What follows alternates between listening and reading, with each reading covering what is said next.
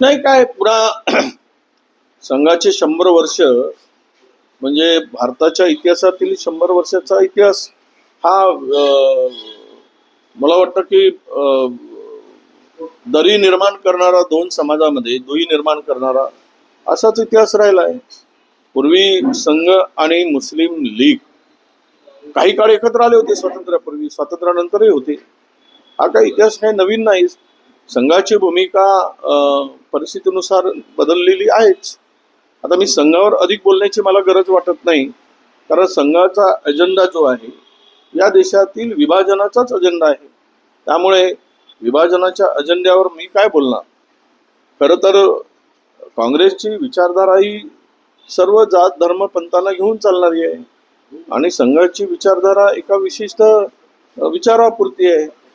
उजवी विचाराच्या पुरस्कर्ते संघ आहे आणि त्यांना जर 100 वर्ष स्थापनेला होत असतील तर पुढची भूमिका संघाची बदलेल 100 वर्षानंतर अशी अपेक्षा ठेवूया.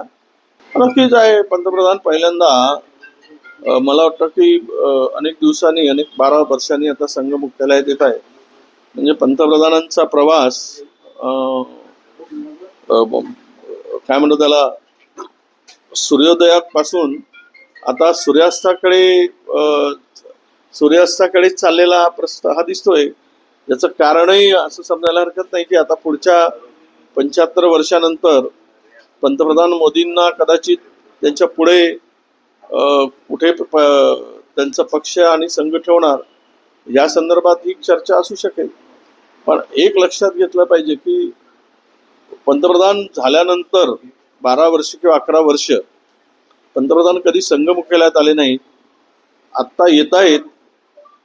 म्हणजे त्यांच्या मागे, विजयामागे नरेंद्र मोदींचा करिश्मा नसून संघाचा करिश्मा आहे. कदाचित नरेंद्र मोदी साहेबांना पटलं असावं म्हणून यावेळेस ते संघाच्या मुख्यालयात जात असावे. असं आहे. सरकारची स्थिती आर्थिक अत्यंत वाईट आहे. राज्य खड्यात गेलाय, कर्जबाजारी झालाय. किती पॉलिश लावून, थूक पॉलिश लावून कोणी काही सांगायचा प्रयत्न केला तरी मागच्या वर्षीच्या बजेटमधून एकूण 49% खर्च झाला, 48 पॉइंट समथिंग. याचा अर्थ असा आहे की राज्य हे आता डबघाईस आलेलं आहे आणि म्हणून ज्या योजना निवडणुकीच्या तोंडावर आणून या राज्याची अर्थव्यवस्था खिळखिळी केली आणि म्हणून आता दिलेल्या आश्वासनाचा विसर या सरकारला झाला आहे. या सरकारची नियतच नाही मुळात द्यायची, ते देऊ शकत नाही. फक्त मतं घेण्यासाठी केलेला हा एक जुमला होता. एकदा सरकारनं बोलून टाकावं की आम्ही जुमला केला आणि तो जुमला होता, आमची नियत नाही ना आमची अवकात नाही द्यायची, सांगून टाकावं शेतकऱ्यांना. म्हणजे शेतकरी आज कर्ज फेडत नाही आहे, शेतकरी आज संकटात आहे. उद्या बँकेचं लोन त्याला मिळण्याची मुश्किली होऊन गेलेली आहे, अडचण झालेली आहे, कारण ते जुनं कर्ज न फेडल्यामुळे पुढचा क्रॉप लोन मिळणार नाही. मग अशा स्थितीमध्ये शेतकऱ्यांना दर रोज जर म्हणजे मागच्या आपण 6 महिन्याचा 1 जानेवारी पासून पाहिलं आतापर्यंत तर 27,500 शेतकऱ्यांनी आत्महत्या केल्या महाराष्ट्रामध्ये.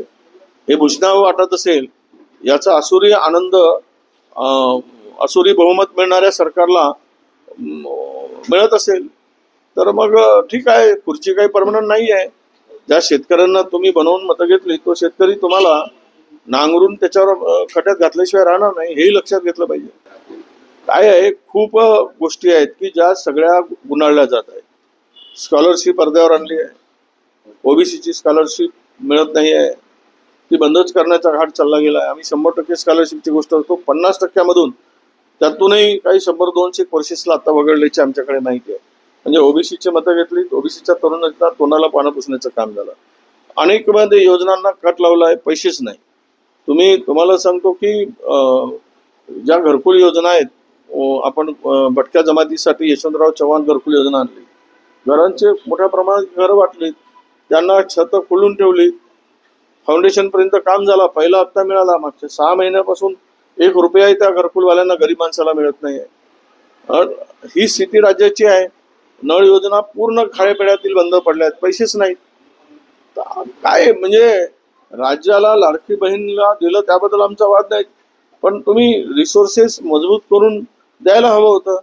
इतर योजनांना कात्री लावून सर्वसामान्य सामाजिक न्याय असेल, आदिवासी विभाग असेल, भोजन कल्याण विभाग असेल, या सगळ्या विभागांना आणि सोशल ज्या काही योजना होत्या त्या सगळ्या योजना बंद करून तुम्ही काय साध्य करू इच्छिता? किती लोकांचं आयुष्य उद्ध्वस्त कराल? आता गोपीनाथ मुंडे अपघात विमा योजनेचे 2 वर्षापासून पैसे मिळत नाहीत. नावाला योजना बंद करा ना, तुम्ही देऊ शकत नाही तर. पण उगीच योजना कागदावर ठेवून उपयोग काय? जर तुमची ताकद नाही सरकारची, मग योजनांचा पेटारा उघडून बसायची गरज नाही. आता तरी मला वाटतं की पुढचे वर्ष 2 वर्ष या राज्याची आर्थिक स्थिती सुधारेल अशी स्थिती नाही.